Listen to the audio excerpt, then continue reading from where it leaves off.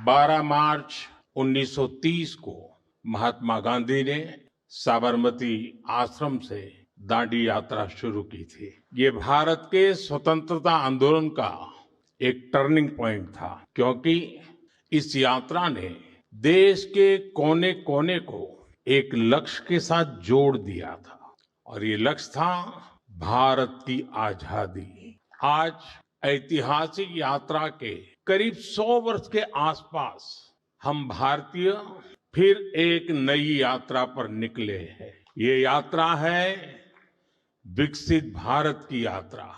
हमारा लक्ष्य एक है, हमारी मंजिल एक है, विकसित भारत। और इस लक्ष्य की प्राप्ति में ऐसी समिट्स में हुआ मंथन, इनसे निकला अमृत बहुत बड़ी भूमिका निभाता है। मैं आप सभी का आभारी हूं, आपने मुझे नेक्स्ट समिट के लिए आमंत्रित किया। यहां देश से, दुनिया से बहुत सारे साथी आए हैं, कुछ पुराने परिचित भी हैं। मैं आप सबका अभिनंदन करता हूं।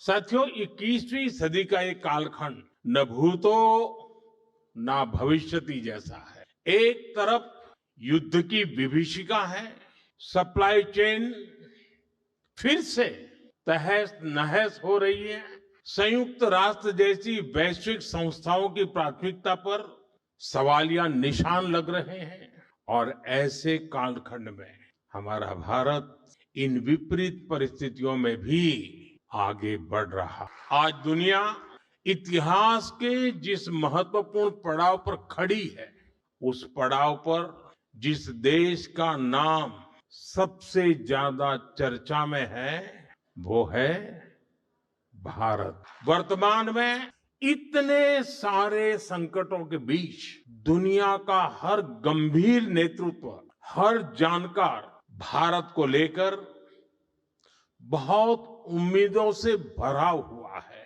अभी हाल ही में फिनलैंड के प्रेसिडेंट अलेक्जेंडर स्टुब भारत आए थे। उन्होंने कहा कि अब दुनिया की दिशा ग्लोबल साउथ तय करेगा, और उस दिशा को निर्धारित करने की सबसे बड़ी शक्ति होगा भारत। इससे पहले कनाडा के पीएम कार्नी ने भी कहा था कि अगले 3 दशकों में दुनिया की इकोनॉमिक ग्रेविटी जिस सेंटर की ओर शिफ्ट हो रही है, उसका नाम है भारत। फ्रांस के राष्ट्रपति मैक्रो भी मानते हैं कि भारत दुनिया के सबसे बड़े मुद्दों को सुलझाने वाला एक इनएविटेबल पार्टनर बन चुका है। आज टेक वर्ल्ड और अर्थ जगत के ग्लोबल लीडर्स के बयानों का निचोड़ निकाले तो एक ही भाव सामने आता है, अगर आप भविष्य का हिस्सा बनना चाहते हो तो आपको भारत से जुड़ना ही होगा, भारत में होना ही होगा। साथियों, अभी अभी भारत ने T20 वर्ल्ड कप जीता है। हर कोई खुश है, और भारत में तो क्रिकेट का मामला ऐसा है कि अगर किसी ऑफिस में करोड़ों के ट्रांजैक्शन की बात चलती हो, कोई बढ़िया प्रेजेंटेशन चल रहा हो, विदेश के मेहमान प्रेजेंटेशन कर रहे हो, फिर भी वो जरा उस स्लाइड से नजर हटा करके दूसरी ओर स्कोर क्या है वो देखता है, और कोई ना कोई तो पूछ ही लेता है, भाई स्कोर क्या है, जरा ठीक से ऐसी स्थिति। अब देखिए, ये है, वैसी ही स्थिति है भारत की अर्थव्यवस्था की। आज हर कोई इकोनॉमी की रनिंग कमेंट्री चाहता है। भारत की इकोनॉमी का पिछले महीने क्या स्टेटस था, आज क्या हाल है, ये सब जानने के लिए देशवासी उत्सुक रहे। मुझे याद नहीं पड़ता कि इतनी उत्सुकता देश में पहले थी या नहीं थी, और थी तो कब थी। ये दिखाता है कि आज भारतीयों के एस्पिरेशंस और आत्मविश्वास किस स्तर पर है। यही दुनिया के भारत पर भरोसे का सबसे बड़ा कारण भी है। और साथियों, निश्चित तौर पर जब इतनी सारी उम्मीदें जुड़ी हो, दुनिया की नजर हमारे देश पर हो तो स्वाभाविक है कि हम सभी की जिम्मेदारी और ज्यादा बढ़ जाती है। साथियों, आज का भारत सिर्फ आगे नहीं बढ़ रहा, भारत खुद को नेक्स्ट लेवल पर ले जा रहा है। आज देश में नेक्स्ट जनरेशन फिजिकल इंफ्रास्ट्रक्चर बन रहे हैं। हम नेक्स्ट जनरेशन डिजिटल इंफ्रास्ट्रक्चर की ओर बढ़ रहे हैं। यूपीआई ने डिजिटल पेमेंट्स को नेक्स्ट फेज में पहुंचा दिया है। आज भारत दुनिया में सबसे तेज रियल टाइम डिजिटल पेमेंट्स करने वाला देश बना है। साथियों, भारत आज नेक्स्ट जनरेशन रिफॉर्म्स भी कर रहा है। वो रिफॉर्म एक्सप्रेस पर सवार है। कभी भारत में कई निर्णय नेक्स्ट टू इम्पॉसिबल माने जाते थे। आज भारत वो निर्णय भी ले रहा है। कभी कहा जाता था कि आर्टिकल 370 हटाना नामुमकिन है, लेकिन आज जम्मू कश्मीर में आर्टिकल 370 की दीवार गिर चुकी है। कभी लगता था कि देश में सबका बैंकिंग सिस्टम से जुड़ना असंभव है, लेकिन आज 50 करोड़ से ज्यादा जनधन खातों ने ये संभव कर दिखाया है। कभी लगता था कि ट्रिपल तलाक को खत्म करना असंभव है, लेकिन आज मुस्लिम बहनों को इस अन्याय से मुक्ति मिली है। कभी महिलाओं को लोकसभा और विधानसभा में 33% आरक्षण भी असंभव लगता था, लेकिन आज इसके लिए कानून बन चुका है।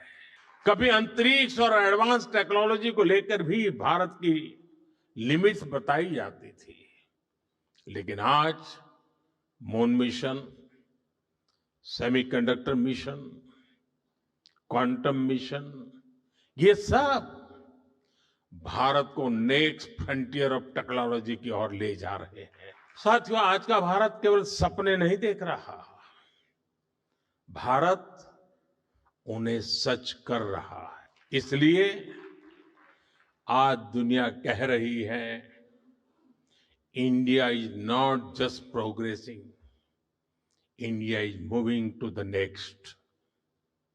साथियों, देश के विकास का एक बहुत बड़ा आधार होता है कि हम चुनौतियों से कैसे मुकाबला कर रहे हैं।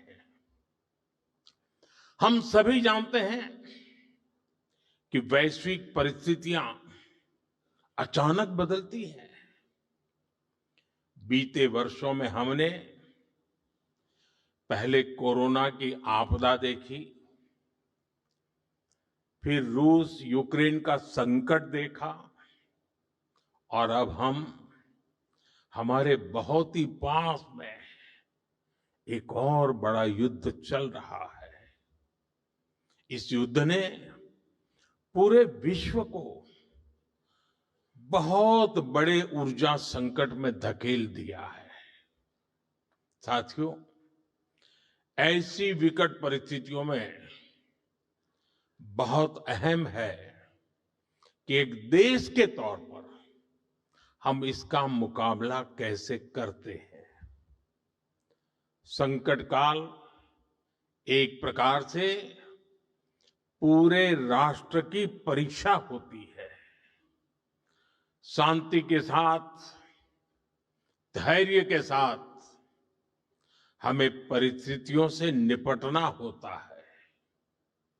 जन विश्वास बढ़ाकर जनता को जागरूक करते हुए हमें चलना होता है, और इसमें हर किसी की भूमिका होती है।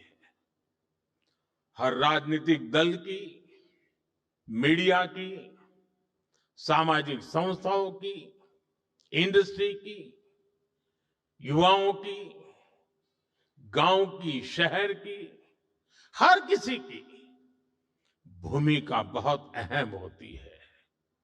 और हमने कोरोना काल में देखा है, जब सब मिलकर चलते हैं तो संकट से मुकाबले के लिए देश का सामर्थ्य कई गुना बढ़ जाता है।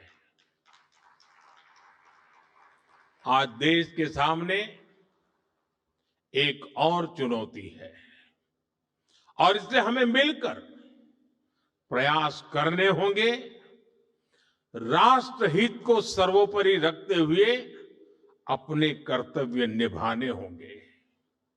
साथियों, आजकल बहुत चर्चा एलपीजी को लेकर हो रही है। कुछ लोग हैं जो पैनिक क्रिएट करने का प्रयास कर रहे हैं, अपना एजेंडा चलाना चाहते हैं। मैं इस समय उन पर राजनीतिक टिप्पणी नहीं करना चाहता, लेकिन इतना जरूर कहूंगा कि ऐसा करके वो जनता के समक्ष खुद को एक्सपोज हो ही रहे हैं, पूरे देश का भी बड़ा नुकसान कर रहे हैं। साथियों, आज युद्ध से जो ये वैश्विक संकट आया है, उसके प्रभाव से कोई देश अछूता नहीं है। कम अधिक मात्रा में हर कोई इस संकट के शिकार है। भारत भी इस संकट से निपटने के लिए कोई कसर बाकी नहीं छोड़ रही है और हम अलग अलग स्तरों पर प्रयास कर रहे हैं। बीते दिनों दुनिया के कई देशों के शीर्ष नेताओं से मेरी इसको लेकर बातचीत हुई है। सप्लाई चेन में जो बाधाएं आई हैं, उससे हम कैसे पार पाए, इसके लिए भी निरंतर प्रयास चल रहे हैं। साथियों, भारत के तेज विकास के लिए अलग अलग एनर्जी सोर्सेज को बढ़ावा देना निरंतर जरूरी रहा है और इसको मजबूत करने के लिए हमने 2 स्तरों पर एक साथ काम किया है। पहला, देश में एनर्जी एक्सेस बढ़े, हमने इंफ्रास्ट्रक्चर तैयार किया और दूसरा, एनर्जी के लिए हमें सिर्फ विदेशों पर निर्भर ना रहना पड़े, इसके लिए एनर्जी सेक्टर में आत्मनिर्भरता पर बल दिया। अब मैं आपको गैस सेक्टर के ही कुछ आंकड़े देता हूं। साल 2014 तक देश में सिर्फ 14 करोड़ एलपीजी कनेक्शन थे, यानी देश के करीब करीब आधे परिवारों के पास ही एलपीजी कनेक्शन था। आज 2 गुने से भी अधिक, यानी करीब 33 करोड़ घरेलू एलपीजी कनेक्शन है। बीते 11 वर्षों में हमने अपनी बॉटलिंग कैपेसिटी को 2 गुना किया है। डिस्ट्रीब्यूशन सेंटर भी 13,000 से बढ़ाकर 25,000 से अधिक हो गए हैं। 2014 में देश में सिर्फ 4 एलएनजी टर्मिनल्स थे, 4 एलएनजी टर्मिनल्स। आज इनकी संख्या भी बढ़कर 2 गुनी हो गई है। गैस पाइपलाइन जो करीब 3,500 किलोमीटर होती थी, उसको 10,000 किलोमीटर तक विस्तार किया है, क्योंकि करीब 60% एलपीजी विदेशों से आती है। इसलिए देश के बड़े बड़े पोर्ट्स, वहां पर इंपोर्ट टर्मिनल कैपेसिटी भी बहुत बढ़ाई गई है। साथियों, साल 2014 से पहले तक देश में सिर्फ 25-26 लाख घरों में ही पाइप से सस्ती गैस यानी पीएनजी की सुविधा थी। आज ये संख्या भी 1.25 करोड़ से अधिक पहुंच गई है। 2014 में देश में सीएनजी पर चलने वाली गाड़ियां भी 10 लाख से ज्यादा नहीं थी। आज ये संख्या 70 लाख से अधिक है। और ये तभी संभव हो पा रहा है क्योंकि बीते दशक में देश के 600 से अधिक जिलों में सिटी गैस डिस्ट्रीब्यूशन नेटवर्क स्थापित किए गए हैं। साथियों, इस वैश्विक संकट ने एक बार फिर दिखाया है कि किसी भी देश का आत्मनिर्भर होना इतना अधिक जरूरी क्यों है। इसलिए ही बीते वर्षों में हमने भारत को एनर्जी सेक्टर में आत्मनिर्भर बनाने के लिए होलिस्टिक तरीके से काम किया है। साथियों, पेट्रोलियम पर निर्भरता को कम करने के लिए हमने इथेनॉल पर, बायोफ्यूल पर बल दिया।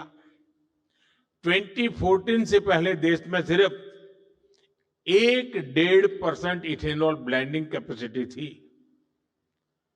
आज हम पेट्रोल में 20% इथेनॉल ब्लेंडिंग के करीब पहुंच रहे हैं। अगर ये काम न किया होता तो हमें बीते 11 वर्षों में करीब 18 करोड़ बैरल अतिरिक्त तेल विदेशों से खरीदना पड़ता।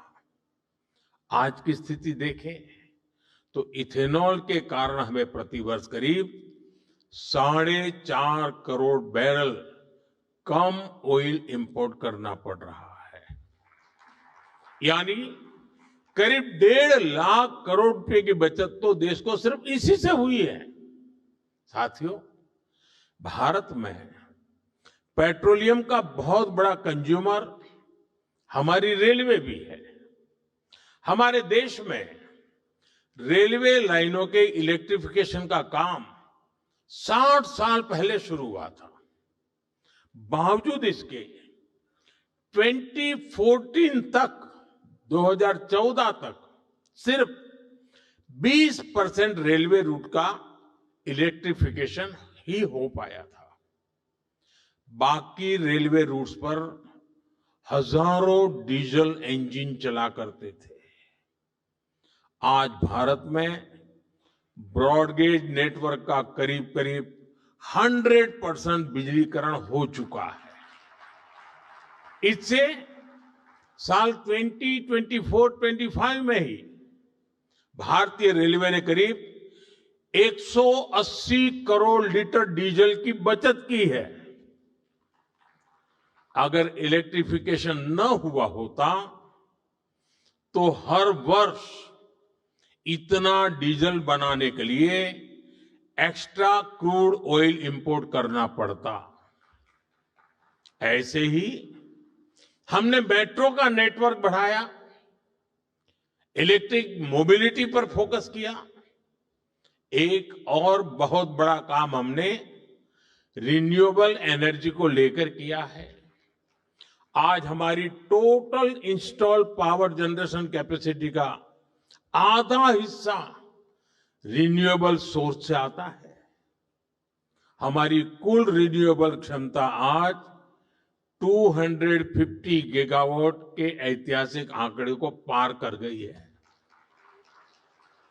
आप सोचिए, साल 2014 में भारत की सोलर पावर कैपेसिटी सिर्फ 2 गीगावाट थी। आज ये करीब 40 गुना बढ़कर 130 गीगावाट हो चुकी है। घरेलू उपयोग में गैस के अलावा बिजली अधिक से अधिक काम आए, इसके लिए पीएम सूर्यघर मुफ्त बिजली योजना लागू की गई है। अभी तक इस स्कीम के तहत करीब 30 लाख परिवारों ने रूफटॉप सोलर लगाए हैं। साथियों, इसके अलावा हमने गोवर्धन स्कीम पर भी काम किया। इसके तहत कॉम्प्रेस्ड बायोगैस बनाने पर काम किया गया। अभी तक देश में 100 से अधिक प्लांट चालू हो चुके हैं और 600 से ज्यादा पर काम चल रहा है। साथियों, पेट्रोल डीजल के क्षेत्र में हमने कैपेसिटी बिल्डिंग की दिशा में भी व्यापक प्रयास किया है।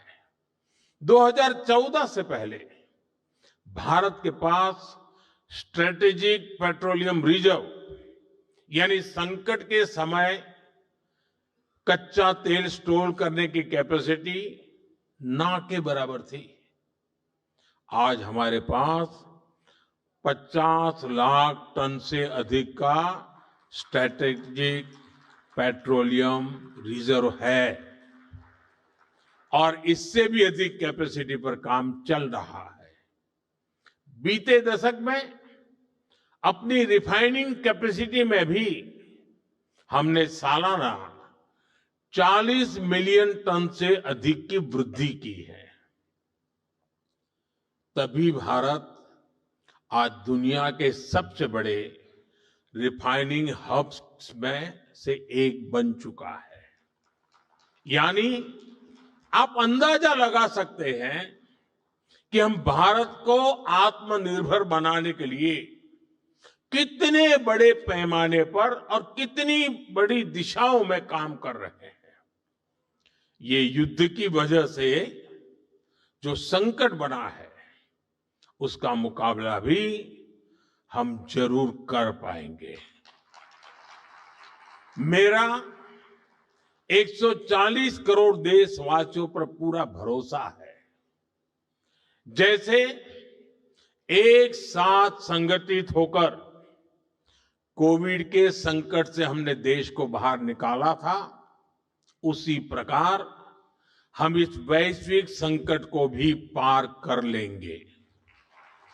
और मैं फिर दोहराऊंगा, जहां तक सरकार का प्रश्न है, हम किसी भी प्रकार के प्रयत्न या प्रयास में कोई कमी नहीं आने देंगे। हमारे हर निर्णय में जनता का हित सर्वोपरि रहेगा।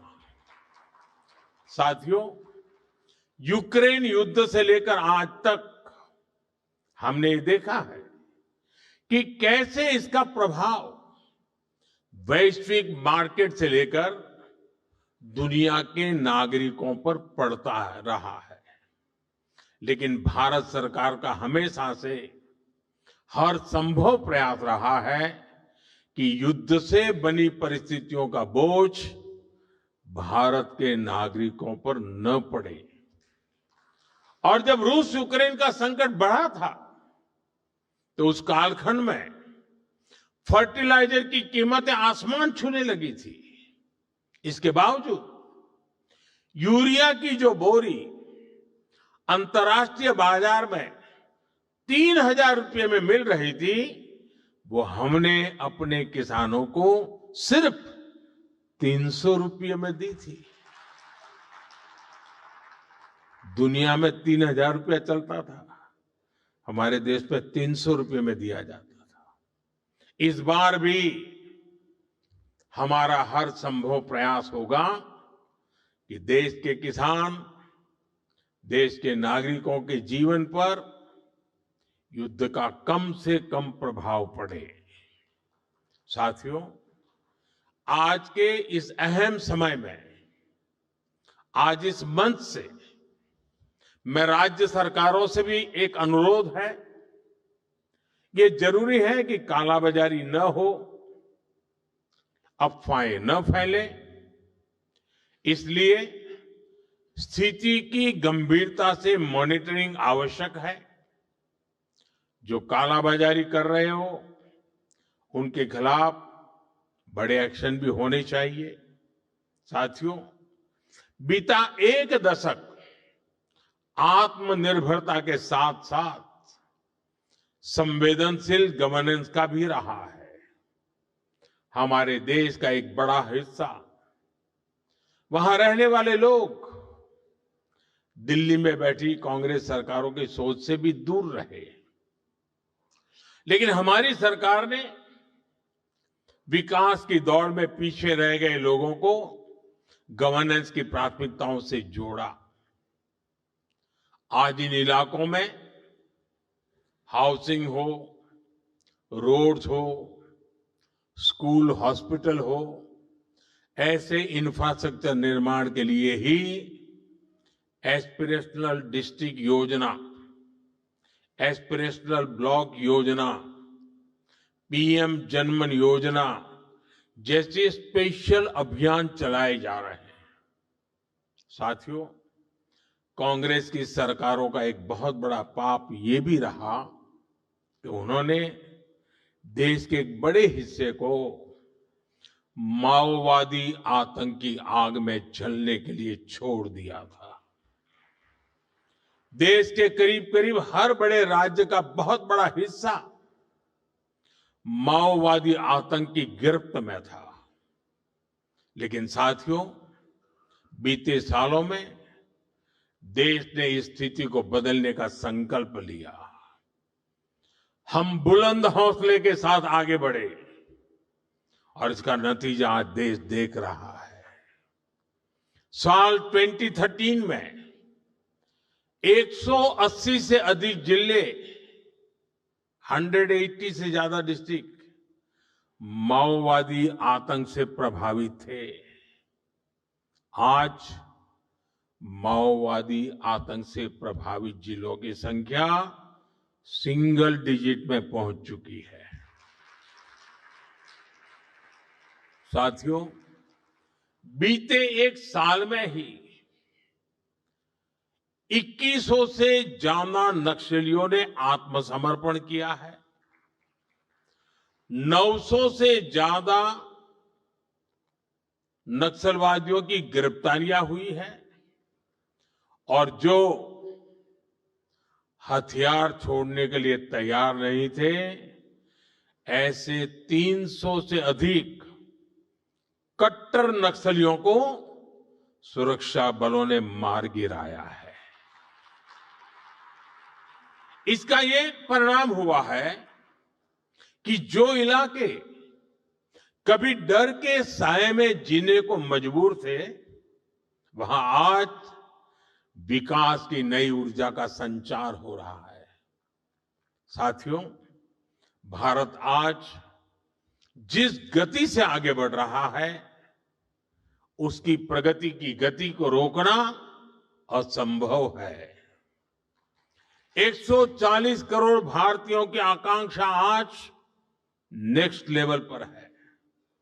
मैं जानता हूं कि जब एक सपना पूरा होता है तो नए सपने, नई आकांक्षाएं जन्म लेती है और मैं इसे बोझ नहीं मानता, बल्कि जनता के विश्वास की पूंजी मानता हूं।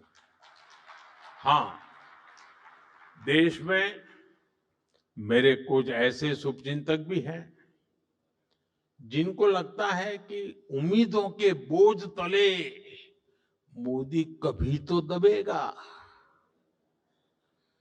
कभी तो कुचला जाएगा।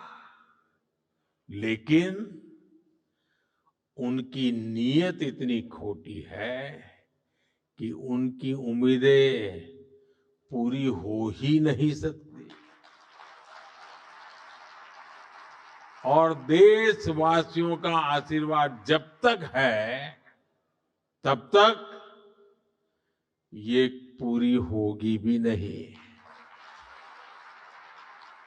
अब सिर्फ 140 करोड़ भारतीयों की आशाएं और आकांक्षाएं ही पूरी होकर के रहने वाली है। भारत हर सेक्टर में आत्मनिर्भर बनेगा। भारत हर हाल में विकसित बनेगा। इसी भावना के साथ मैं अपनी बात को विराम देता हूं। आप सभी का फिर से बहुत बहुत आभार। धन्यवाद।